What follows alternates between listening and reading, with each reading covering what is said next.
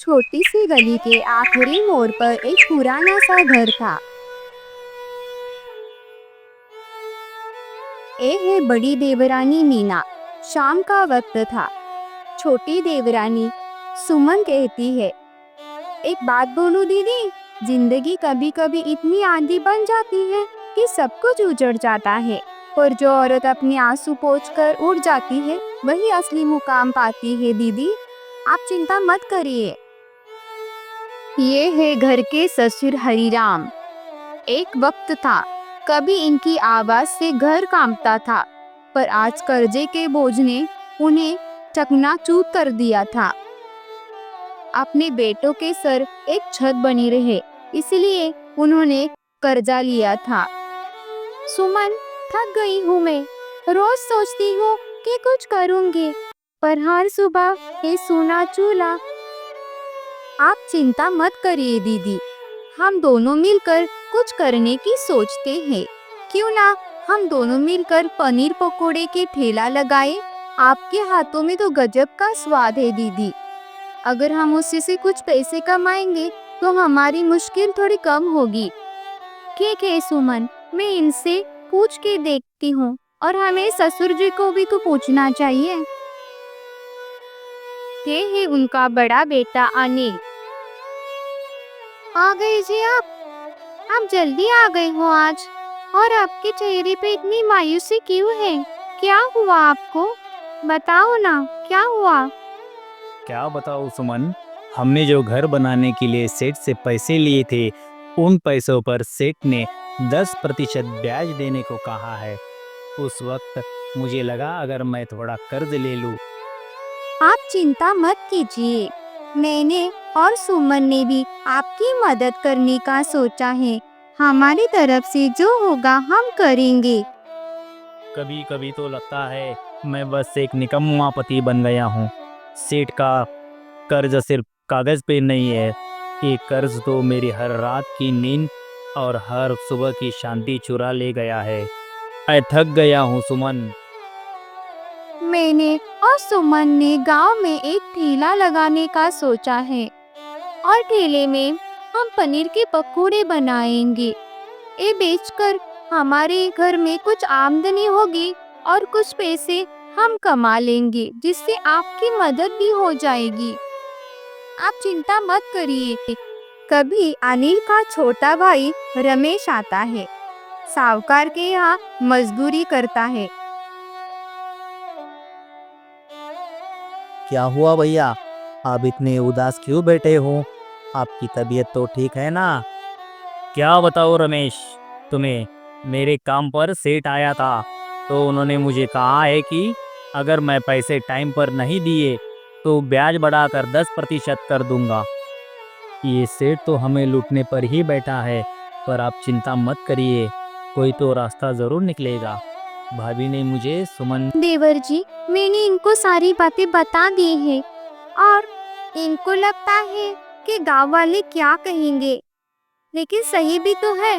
पर हम गांव वालों की सोच के घर में खाना नहीं बनाएंगे तो हम क्या खाएंगे? कब तक उनकी चिंता करते रहेंगे?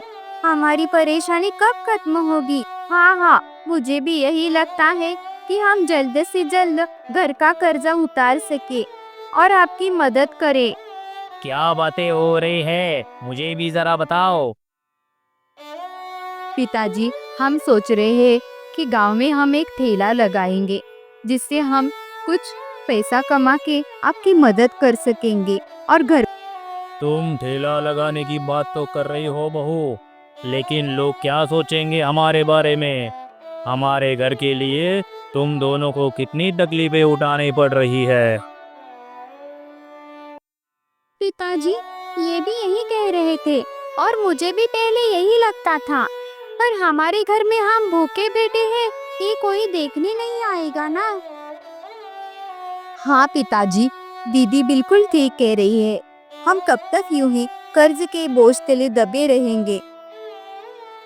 पिताजी, ये दोनों बिल्कुल ठीक कह रही है।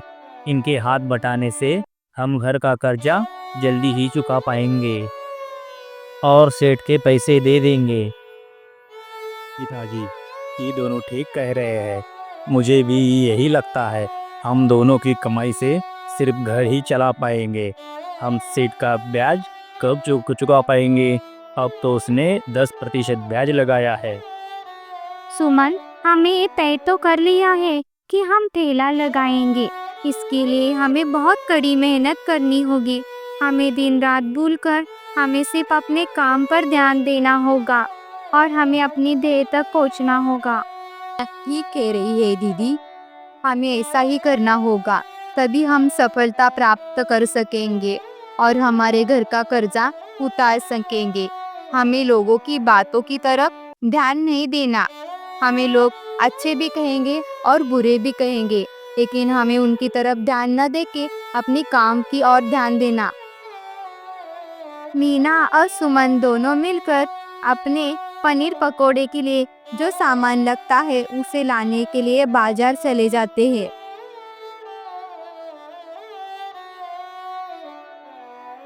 पिताजी के दिमाग में हमेशा घर की ही बातें रहती है। पिताजी, भाभी और सुमन अभी तक नहीं आए हैं क्या? और आपने सुबह से कुछ खाया है या नहीं? नहीं बेटा, बहुएं अभी तक नहीं आई है और मैंने सुबह नाश्ता किया था। तुम भी कुछ खा लो।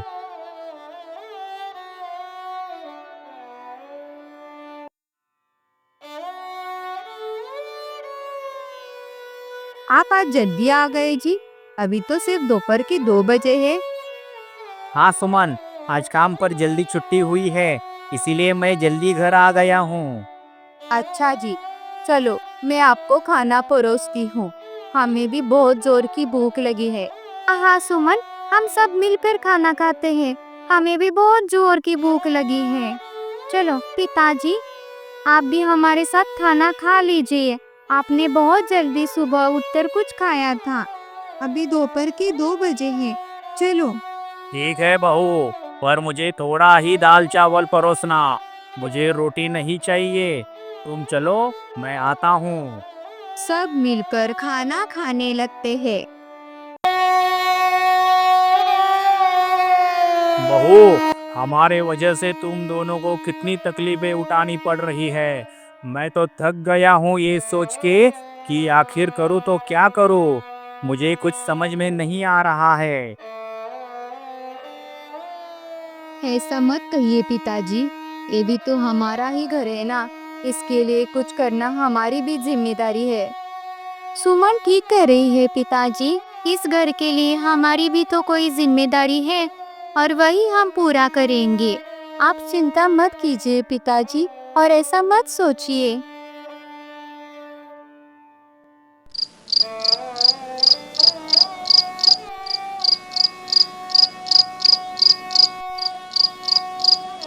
सुबह होते ही मीना घर के काम में लग जाती है और उसके साथ पनीर पकोड़े की ग्रेवी भी बनाने लगती है। दीदी, आप जब उठी तो आपने मुझे भी क्यों नहीं उठाया? मैं आपके काम में आपकी मदद करती तो जल्दी होता ना काम। नहीं सुमन, ऐसी कोई बात नहीं। अकेले पर तो तुझे ही भागा दौड़ी करनी है ना। तुझे पता है मेरे पैरों में तो दर्द रहता है। दोनों मिलकर पनीर के पकोड़े घर में टेस्ट के लिए बनाने लगते हैं।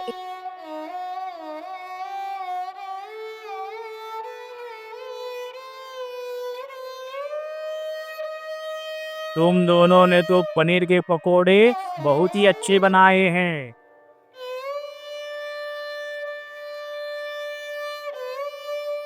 ये कैसी खुशबू आ रही है इतनी अच्छी।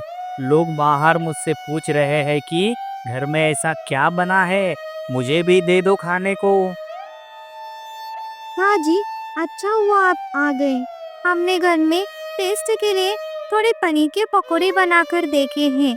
आप भी खाकर बता दीजिए।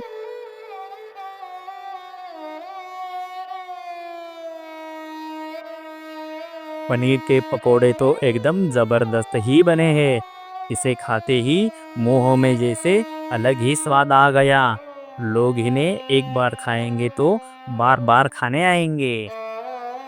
अच्छा हुआ जी, आपको भी पसंद आए और पिताजी को भी पनीर के पकोड़े पसंद आए। अब देवर जी आने के बाद उनसे पूछते हैं कि कैसे बने हैं, है ना सुमन?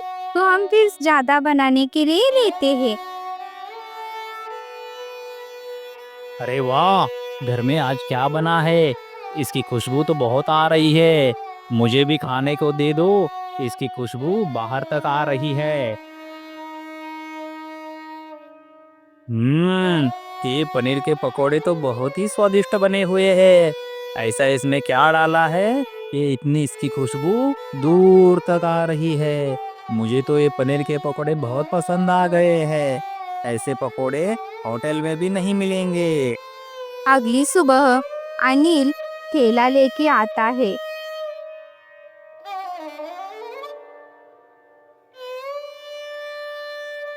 मीना और सुमन, बाहर आ जाओ।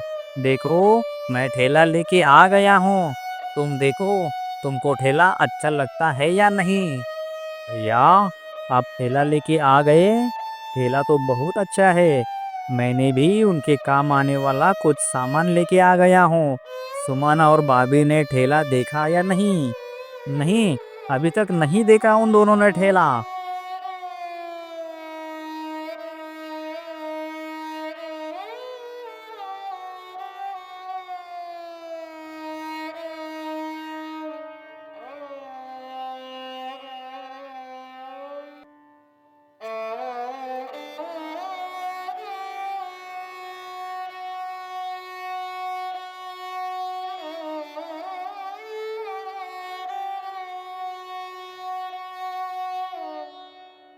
ओ काकी, आपने ठेला नया लगाया है क्या?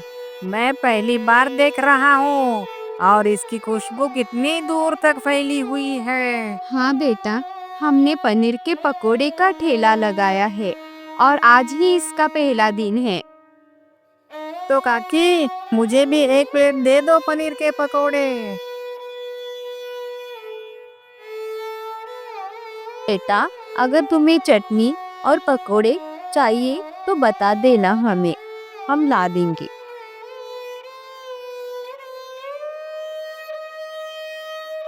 सुनो बहन, ये क्या बना है ठेले पर?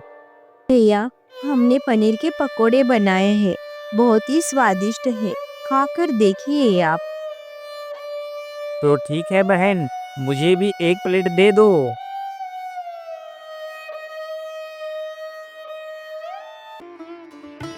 या अगर आपको पकोड़े और चटनी और चाहिए तो बता देना।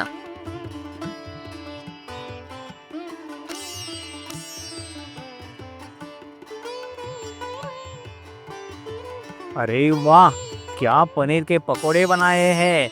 इसे खाकर तो बहुत ही मजा आ गया। देखते ही देखते लोगों की भीड़ जमा हो गई पकोड़े खाने के लिए। दीदी, हमने सोचा भी नहीं था कि हमारे पनीर के पकोड़े लोगों को इतने अच्छे लगेंगे। आज तो इतनी भीड़ हो गई कि हमें कुछ समझ ही नहीं आ रहा था। कल से हमें बहुत मेहनत करनी होगी दीदी। हाँ सुमन, तुम बिल्कुल ठीक कह रही हो। कल से हमें और ज्यादा मेहनत करने लगेगी और जल्दी हम सफलता प्राप्त कर सकेंगे और उस जमींदार के पैसे देकर हम कर्ज से मुक्त हो जाएंगे। सुमन, घर पर सब उनकी राह देख रहे थे।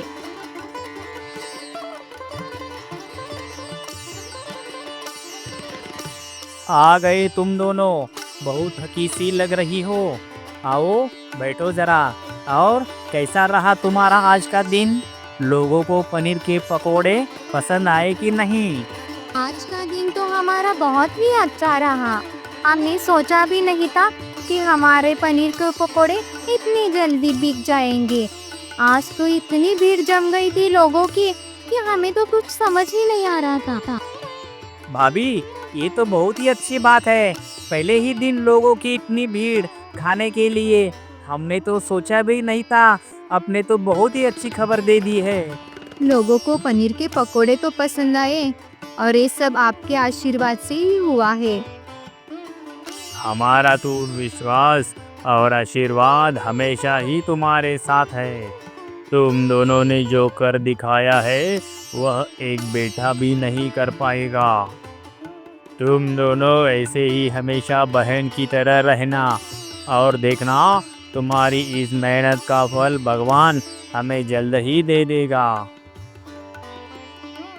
मालिक, मैंने घर के लिए जो आपसे पैसे लिए थे अब वो आपके सब पैसे वापस दे दिए हैं। धन्यवाद मालिक। हाँ हरे राम, तुमने कितने पैसे लिए थे सब ब्याज सहित दे दिए हैं। अगर जिंदगी में कभी जरूरत पड़े तो मुझे जरूर याद करना। जब इरादे साथ हो तो गरीबी भी घुटने टेक देती है। कभी सोचा नहीं था कि चूल्हे के आगे बैठकर जो आंसू बहते थे उन्हीं हाथों से एक दिन खुशियों का स्वाद बनेगा।